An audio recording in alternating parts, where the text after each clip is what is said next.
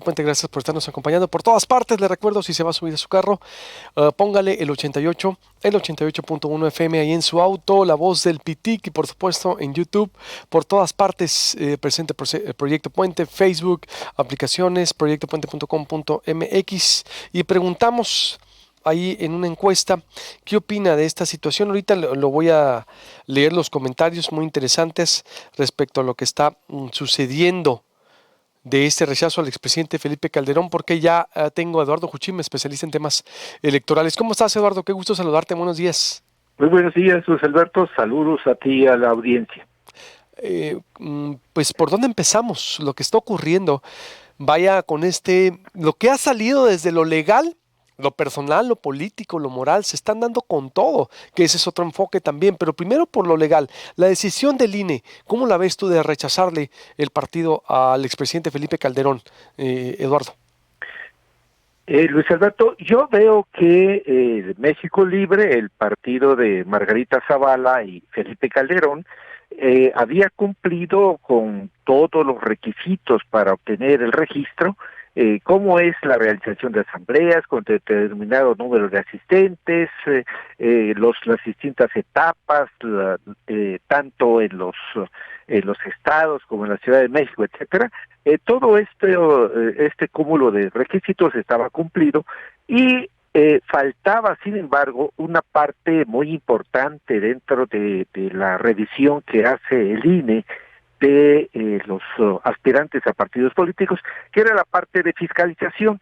Y es aquí donde empezó el problema para México Libre, porque aun cuando ya había una preaprobación en la Comisión de Prerrogativas y Partidos Políticos, lo definitivo tenía que hacerlo, tenía que decirlo el Consejo General, que eso devino una discusión muy interesante en la que prevaleció el criterio de que como un porcentaje del 8% de aportantes no se había conocido, o el 8% de las aportaciones no se conocía el origen con toda precisión, entonces no era posible concederle el registro a México Libre.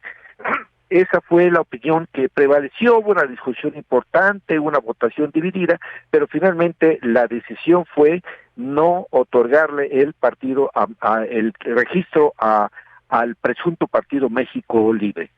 Esto, Luis Alberto, me parece que la discusión estuvo muy intensa, muy interesante, y desde luego que la decisión del Instituto Nacional Electoral fue apegada a la ley conforme lo que se establecía para ese tipo de casos, aunque sí hubo interpretaciones de la ley, criterios novedosos, que es lo que, digamos, la fuente de la principal argumentación de los dirigentes de México Libre. Hasta aquí estamos en una situación en que, como suele ocurrir en los asuntos electorales en este país, será resuelto finalmente por el Tribunal Electoral del Poder Judicial de la Federación. Entonces, es una opinión, dices, bueno, más bien, es una resolución que sí está sustentada, pegada a la ley, de acuerdo a los criterios del Instituto Nacional Electoral. Ahora será el Tribunal Electoral del Poder Judicial de la Federación quien decida si o valida o no a la decisión del INE. Ahí nos encontraríamos.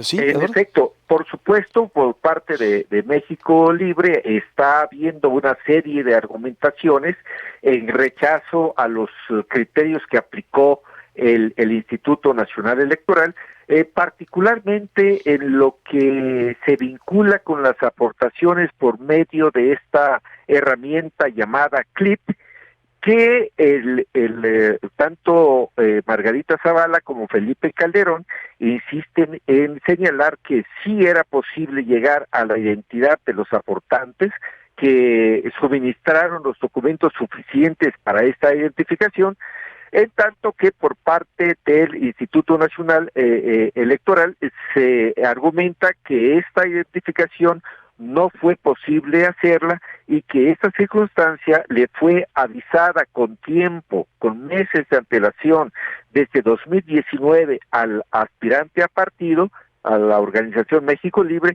y que a pesar de todo se continuaron las transacciones por esa herramienta, y bueno, se llegó a esta situación que tendrá que ser determinada por el Tribunal Electoral.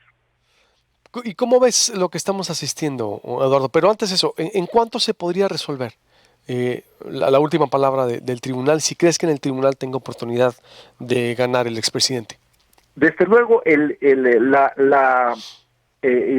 digamos, la impugnación tiene que presentarse en estos días, y bueno, el tribunal seguramente se tomará el tiempo necesario, no tiene plazo determinado, pero seguramente lo hará con rapidez, porque sí, los órganos electorales tienen muy claro que un día y a veces hasta unas horas que se demoren de más pueden ser lesivos para intereses de los participantes en la impugnación. Entonces, yo pienso que esto estará resuelto para octubre, pero bueno, es una simple suposición, ¿no? No tiene que ser necesariamente así, pero yo esperaría que esto ocurra de esta manera. El tribunal, desde luego, tendrá que examinar la situación, todos los documentos, todas las pruebas, todos los argumentos, desde luego, y lo esperable es que, o lo deseable, es que esto se resuelva conforme al asunto en sus estrictos méritos, sin las consideraciones que no sean las estrictamente jurídicas vinculadas con el caso en sí.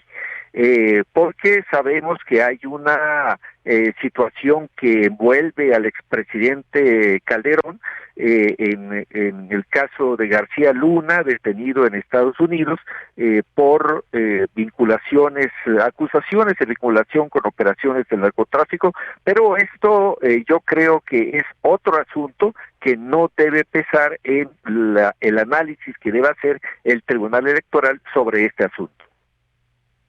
¿Y tu opinión de esto para cerrar, Eduardo, lo que estamos viendo? Porque es un enfrentamiento que pocas veces se da, creo que es inédito, ¿no? Un expresidente queriendo convertir a un partido, a hacer un partido político, enfrentado con un presidente también que incluso se rió del presidente. Vaya nivel de debate que estamos viendo, Eduardo. Sí, yo creo que la reacción del presidente López Obrador no fue la mejor, precisamente, aunque se explica por lo que pareció a raíz del proceso de la elección en que fue pues declarado presidente Felipe Calderón. Es un asunto muy escabroso, en realidad no podremos saber con toda certeza cuál fue el resultado de aquella elección por todos los hechos que la envolvieron, pero bueno, de todos modos sí me parece que es lamentable que se den estas confrontaciones entre quien fue presidente y quien es presidente, o en todo caso, si se diera, me parece que el nivel de debate tendría que ser de mayor altura. Y dicho esto, Luis Alberto, hay que decir también que hasta ahora las impugnaciones ante el Tribunal Electoral por parte de organizaciones a las que se niega el registro no han sido exitosas en su mayoría. Hay un solo precedente, por lo menos que se recuerde, que es el caso de un partido que se llamaba Fuerza Ciudadana o algo parecido, sí, y que era promovido por Jorge Alcocer.